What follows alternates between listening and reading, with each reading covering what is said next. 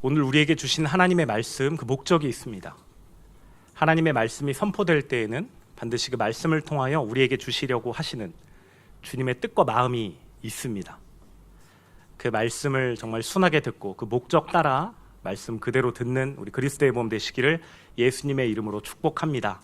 아멘. 오늘 우리에게 주신 하나님의 이 말씀, 이 마음이 들음은 일상의 실전이다 라고 했습니다. 말씀을 듣는 것은 우리 일상에서 실제 전투와 같습니다. 일상에서 말씀을 듣고 따라간다는 것. 오늘 말씀의 목적은 우리가 말씀을 듣고 받았을 때 그것이 삶에서 어떻게 실제되는가를 보는 것입니다. 우리의 삶을 살다 보면 때로는 어떤 상황의 환경이 나의 어떠함이, 때로는 어떤 미움의 슬픔의 감정이 우리를 사로잡을 때가 있습니다. 그때 과연 말씀이 어떻게 실제되는가? 그 다른 것이 내 마음에 차오를 때 우리는 과연 그 말씀을 붙들어서 어떠한 태도로, 어떠한 마음으로 그 말씀을 붙들어야 하는가? 이것이 선명해지는 것이 오늘 말씀의 목적입니다. 그 말씀을 순하게 따라가는 우리 그리스도의 몸 되시기를 예수님의 이름으로 축복합니다. 말씀을 준비하면서 제 군대 생활했던 그 일정들이 좀 생각이 났는데요. 여러분 혹시 그런 말 들어보셨나요? 여기에도 저보다 이제 군대를 일찍 다녀오신 분들이 많이 계십니다. 자기보다 군대를 먼저 다녀온 분들은 다 존경할 자로 알아야 한다. 이제 이런 말을 들은 적이 있습니다. 이렇게 군대를 다녀오신 분들은 아마 어떠한 의미로 말하는지를 아마 이해하실 거예요. 예전과는 또 많이 달라져서 이제 부대 환경들이 많이 좋아졌죠. 근데 예전에는 부대 그 군생활이라는 게 참 쉽지 않았습니다. 부조리도 많았고 또 이제 뭐 감정적으로든지 몸으로든지 정신적으로든지 많이 힘든 일이 많았죠.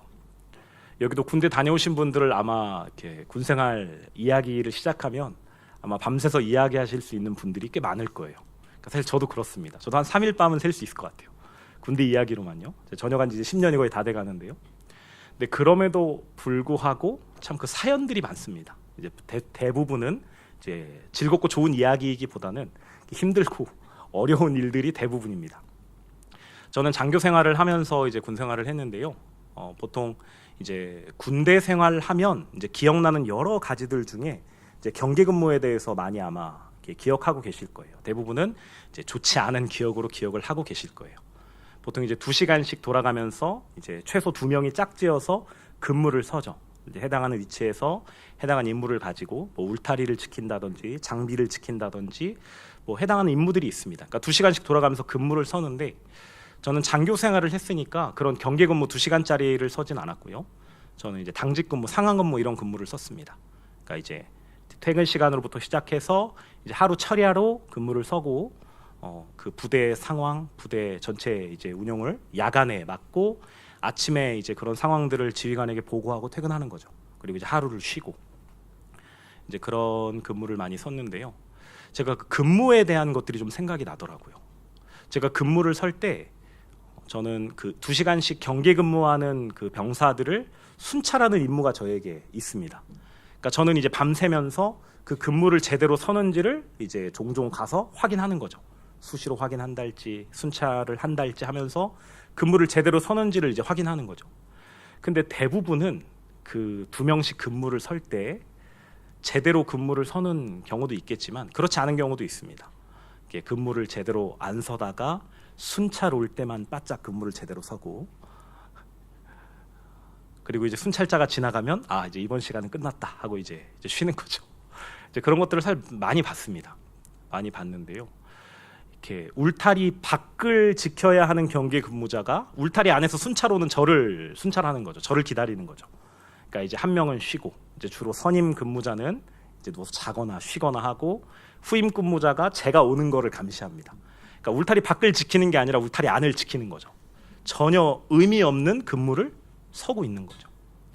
제가 이 말씀을 준비하면서 참 우리의 신앙이 그럴 때가 있구나라는 생각을 많이 했습니다.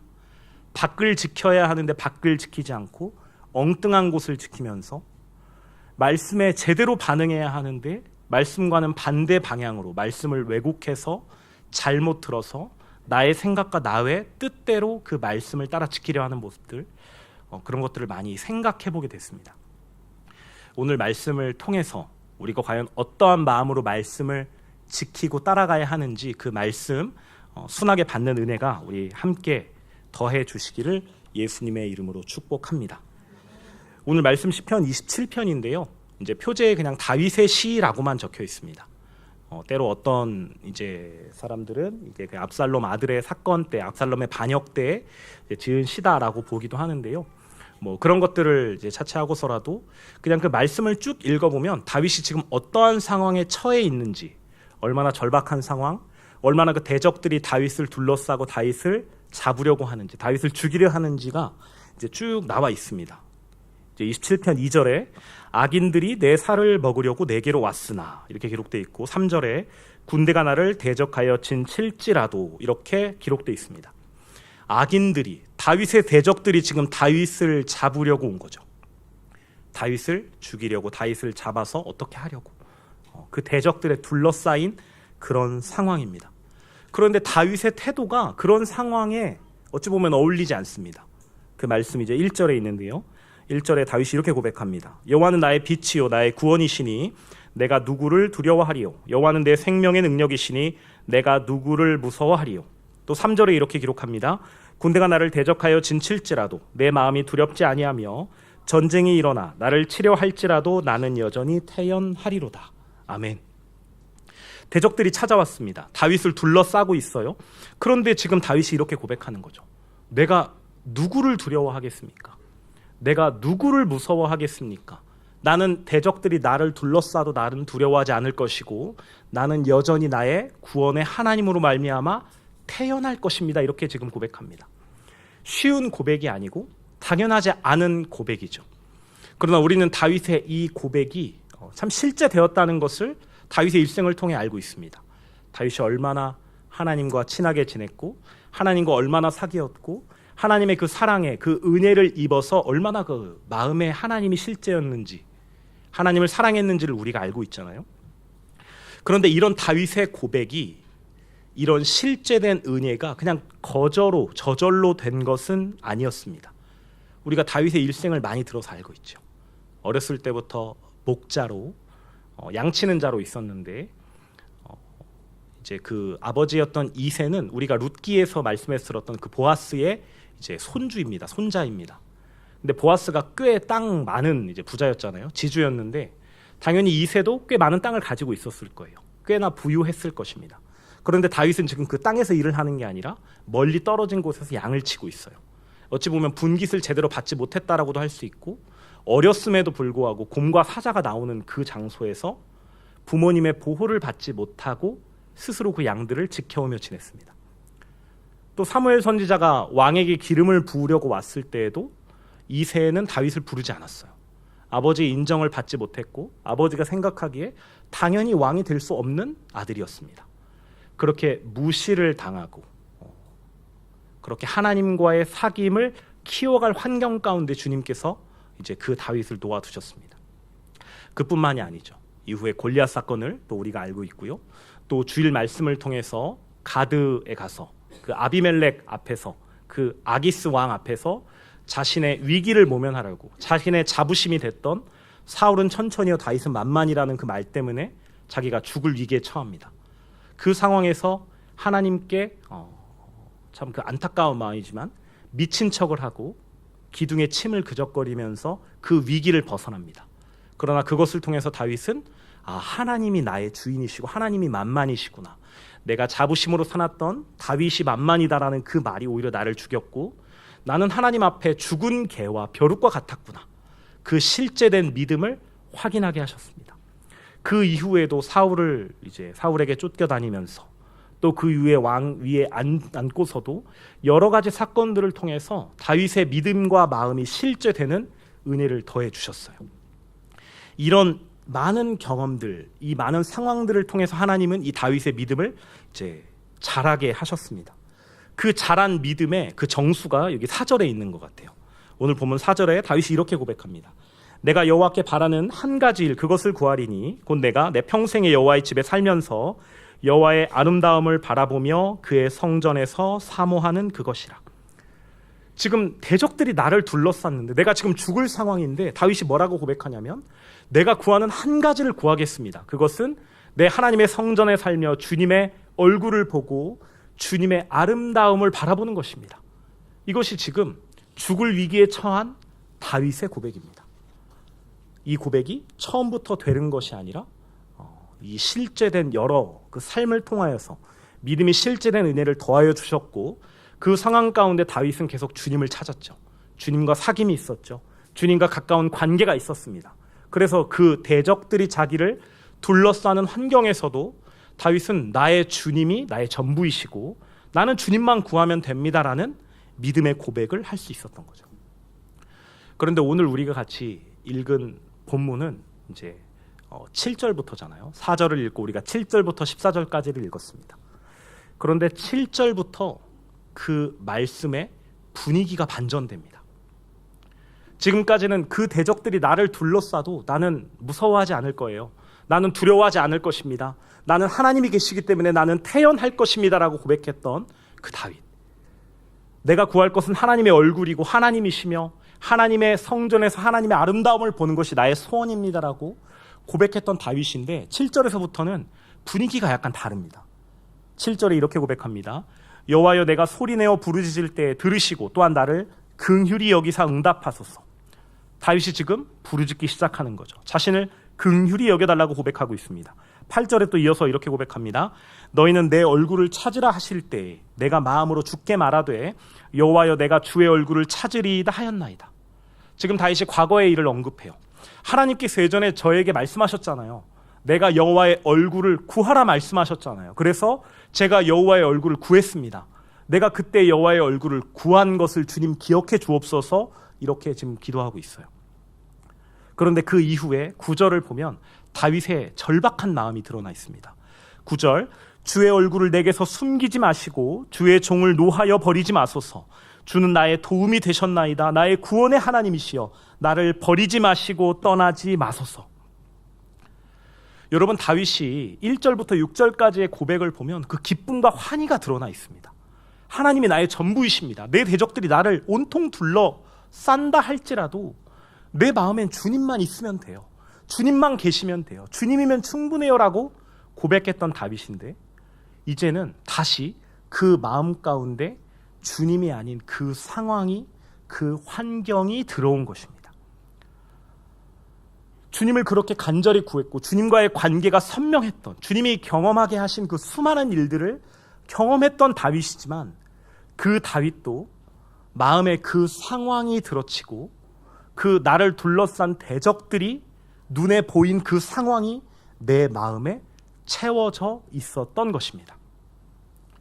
우리가 말씀을 받았을 때 우리가 상황을 마주할 때 말씀에 반응해서 그 기쁨을 그 환희를 주님이 전부이신 그 기쁨을 확인할 때도 있지만 때로는 사실 꽤 많은 경우의 수에 우리는 우리 마음에 주님을 잃어버리고 다른 것을 다시 마음에 채우고 내 눈에 보인 그것을 내 마음에 채워서 끌려갈 때가 참 많습니다. 오늘 다윗이 지금 그 모습을 보여주고 있습니다. 심지어 10절에 이렇게 고백합니다. 내 부모는 나를 버렸으나 여호와는 나를 영접하시리이다. 부모가 자신을 버렸다고 말해요. 실제로 다윗은 부모님의 인정을 받지 못했습니다. 그리고 사울 왕이 이 다윗을 쫓을 때 이 다윗이 부모님의 집으로 피하지 않아요. 한 나라의 왕이 나라의 국력을 사용해서 다윗을 쫓으니까 한 가정의 부모라고 해도 쉽게 그 다윗을 지켜줄 수 없기도 합니다. 그만큼 다윗의 이 상황은 부모님마저 나를 버릴 정도로 절박했다라는 표현을 지금 쓰고 있는 거죠. 11절 12절에도 여호와여 주의 도를 내게 가르치시고 내 원수를 생각하셔서 평탄한 길로 나를 인도하소서. 12절 내 생명을 내 대적에게 맡기지 마소서. 위증자와 악을 토하는 자가 일어나 나를 치려 함이니이다. 다윗의 절박함이 드러납니다. 앞에서 1절부터 6절까지의 그 기쁨과 환희가 아니라 오 주님 나를 살려주옵소서. 내 대적이 나를 둘러쌌습니다. 내가 어찌할 수 없습니다. 내 부모님마저 나를 버린 이 절박한 상황입니다. 나를 구원해 주옵소서 라고 기도하고 있습니다. 왜 앞에서는 그렇게 다윗이 그런 믿음의 모습을 보여줬는데 왜 이 뒤에선 그런 믿음의 모습이 보이지 않고 그 어려움, 그 절박함, 그 약한 모습을 지금 보여주고 있는 것일까요? 왜 그렇게 믿음의 고백을 선포했던 다윗이 다시 이렇게 두려움에 떨면서 기도하고 있을까요? 최근에 어떤 분께서 저에게 이런 말을 하셨습니다. 어떤 사건이 있어서 이 사건에 대해서 주님께 내어드리고 나는 주님께 마음을 두기로 결정합니다. 결단했어요. 그리고 그 기쁨을, 그 주님이 주시는 기쁨을 누리셨다고 합니다. 그런데 시간이 지나고 그 상황이 다시 나에게 오니까 그 고백했던, 그 선포했던 믿음, 마음은 온데간데 없고 다시 그 상황이 내 마음에 채워져서 와, 내가 또 이러고 있구나. 내가 또 이 상황에 내 마음이 흔들리고 있구나.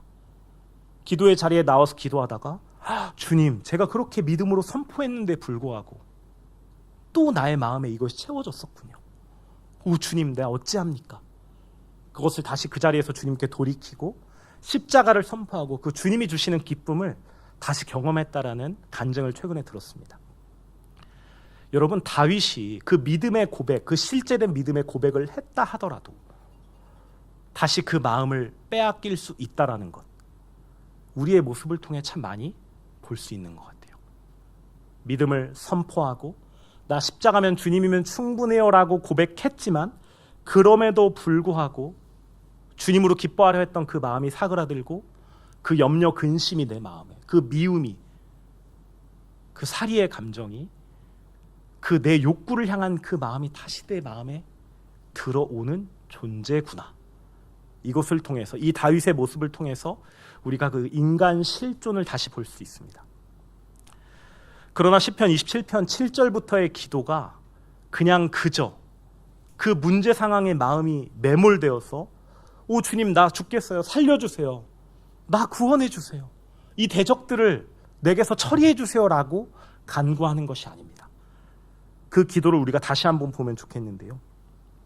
27장 7절, 27편 7절에 이렇게 고백합니다. 여호와여, 내가 소리내어 부르짖을 때에 들으시고 또한 나를 긍휼히 여기사 응답하소서. 다윗이 지금 소리치고 있습니다. 나를 긍휼히 여겨달라고 고백합니다. 그리고 이렇게 9절에서 고백합니다. 주의 얼굴을 내게서 숨기지 마시고 주의 종을 노하여 버리지 마소서. 다윗이 지금 구하는 것이 주의 얼굴입니다. 그 위에, 바로 위에 8절에 하나님께서, 여호와께서 이전에 나에게 하나님의 얼굴을 구하라고 말씀하셨고 거기에 내가 아멘, 예, 내가 주님의 얼굴을 구하겠습니다라고 화답했다라고 고백했어요.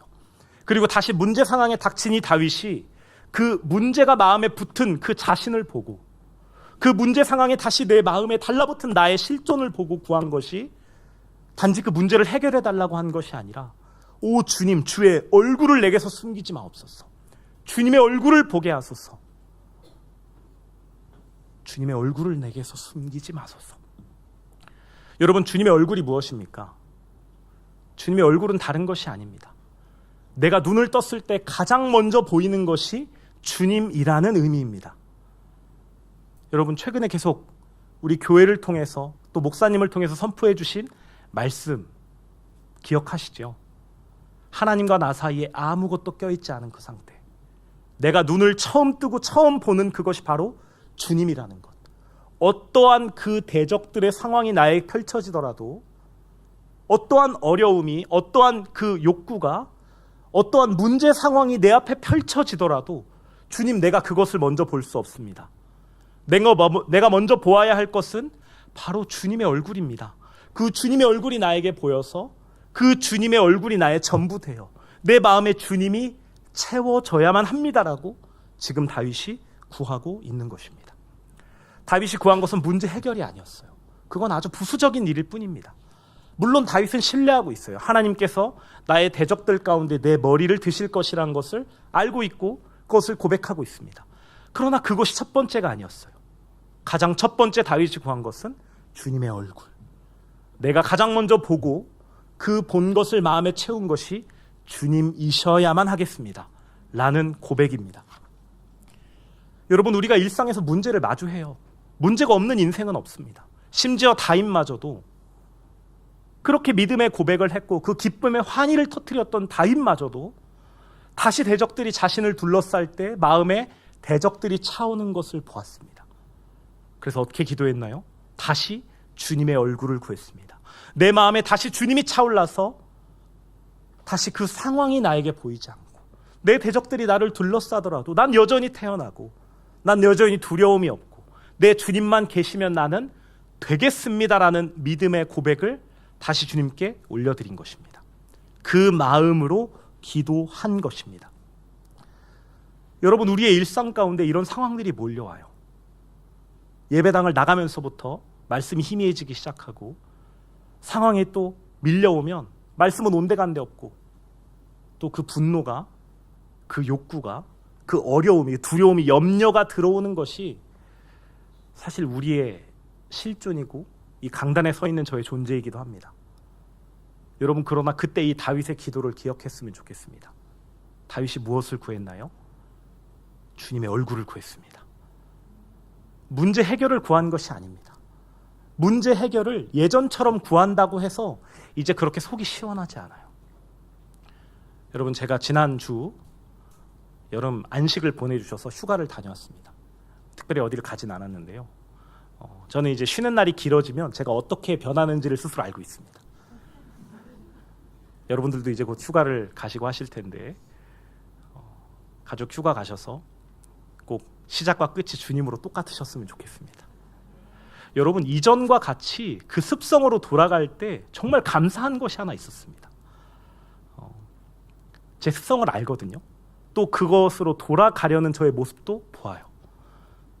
근데 한 가지 재밌는 건, 또 감사한 것은 예전처럼 똑같이 돌아갈 그때에 예전처럼 편하지 않아요. 예전처럼 즐겁지 않습니다. 마음이 정말 불편해요. 여러분, 정말 불편합니다. 똑같을 수가 없어요. 주님을 만난 그 시간들이 길어질수록 주님이 싫어하시는 것들 가운데 다시 내 몸을 던질 때 예전과 같은 그 기쁨이 더 이상 있지 않습니다. 왜 그런가요? 왜 그 주님께서 우리를 누르시나요? 왜 그 찔림 가운데 우리를 허락하시나요? 그 시간이 바로 말씀을 다시 붙들 기회를 허락하시는 거죠. 그때 이 다윗의 고백을 기억했으면 좋겠습니다. 여러분, 다윗이 이 기도를 그냥 간단하게 하지 않았습니다. 우리 올해 주신 하나님의 말씀, 십자가 생활화입니다. 십자가 생활화. 생활화 하니까 뭔가 이렇게 좀 얌전하고 이렇게 편안한 단어이기도 한 것 같아요. 그런데 이 십자가 생활화는 내가 삶을 살아가다가 내 마음에 다른 것이 채워졌을 때, 그래, 말씀에서 십자가 선포하라고 하셨지. 예, 주님, 십자가에서 죽었습니다. 십자가에서 죽었습니다. 근데 왜 실제가 안 되지? 여러분, 이런 것이 아닙니다. 이렇게 그냥 일상에 그냥 읊조리듯이 나 십자가에서 죽었습니다. 여러분, 이런 정도의 간절함이 아닙니다. 우리 주일 말씀을 통해 말씀하셨잖아요. 여러분, 성공과 돈을 구했던 것만큼 과연 하나님을 구하셨습니까? 과연 여러분들이 그 에너지와 그 모든 기력을 쏟아서 추구했던 그것처럼 과연 여러분 하나님을 찾으셨습니까? 여러분, 그 마음이, 그 말씀이 정말 가볍게 들리지 않았습니다. 다윗이 어떻게 기도했나요? 오 주님, 내 마음에 또 이 대적들이 나를 둘러쌌는데 이전과 같은 그 마음이 나에게 없습니다. 이전과 같은 그 하나님이 전부된 마음이 나에게 이제 없습니다. 주님 나에게 하나님의 얼굴을 구하라 하셔서 내가 그렇게 구했는데 내가 또다시 이 대적들 가운데 내 마음이, 내 상황이, 내 눈에 보이는 그것이 내 마음에 채워질 수밖에 없는 죄인입니다. 오 주님, 불쌍히 여겨주옵소서. 내 마음에 그 주님의 얼굴을 보아야 하겠습니다. 주님이 다시 내 마음에 회복되어야 하겠습니다. 여러분, 십자가 생활화가 바로 이 의미입니다. 나 예수님과 십자가에서 연합해 죽었습니다.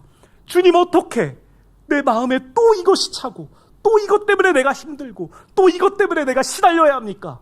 나 예수님과 십자가에서 연합해 죽었는데 주님, 너무나도 억울합니다. 너무나도 원통합니다. 나 십자가에서 연합해 죽은 거 실제되게 해주옵소서. 내가 말씀을 들으며 그 기뻐했던 그 기쁨의 고백이 지금 나의 일상 가운데 실제되어야만 하겠습니다. 주님, 나 예수님과 연합해 십자가에서 죽었사오니 실제되게 하여 주옵소서. 여러분, 이것이 십자가 생활화의 간절함이고 의미입니다. 오늘 말씀이 이 간절함이 필요하다는 것을 말씀합니다. 다윗의 1절에서부터 6절까지의 그 기쁨과 환희의 고백이 다시 무너졌을 그때, 주님께서 우리에게 찔림을 허락하시고 지금 말씀을 붙들어야만 하는구나, 지금 내 마음에 다른 것이 채워졌구나 알아차린 그때, 오 주님, 나 이대로는 할 수 없습니다. 나 이대로 내 마음에 내가 눈에 본 것을 채울 수 없습니다라고 십자가를 간절히 선포할 수 있는 우리가 되어야만 합니다. 이 말씀 순하게 따라가는 우리 그리스도의 몸 되시기를 예수님의 이름으로 축복합니다. 여러분, 그래서 오늘 말씀의 마음보기가 들음은 일상의 실전이란 것입니다. 우리가 말씀을 들었을 때 정말 이런 간절함으로 십자가로 달려가는 우리 모두 되었으면 좋겠습니다. 그 은혜가 우리 그리스도의 몸 가운데 가득하기를 예수님의 이름으로 축복합니다. 오늘 다윗이 시편 27편 앞부분에 선 그 믿음의 고백을 기쁨으로 올려드렸습니다. 그런데 다시 대적들이 다시 자신의 눈에 보이는 그 어려움의 상황이 마음에 채워지고 그것을 애통해하면서 기도했던 다윗의 기도를 우리가 보았습니다. 그 다윗의 기도가 헛되지 않았다는 것을 또 그 이후에 볼 수 있는데요. 오늘 13절 말씀, 내가 산자들의 땅에서 여호와의 선하심을 보게 될 줄 확실히 믿었도다. 여러분, 그 앞부분과는 느낌이 확실히 다릅니다. 또 이어서 이렇게 고백합니다. 14절, 너는 여호와를 기다릴지어다. 강하고 담대하며 여호와를 기다릴지어다. 여러분, 다윗의 기도가 헛되지 않았습니다.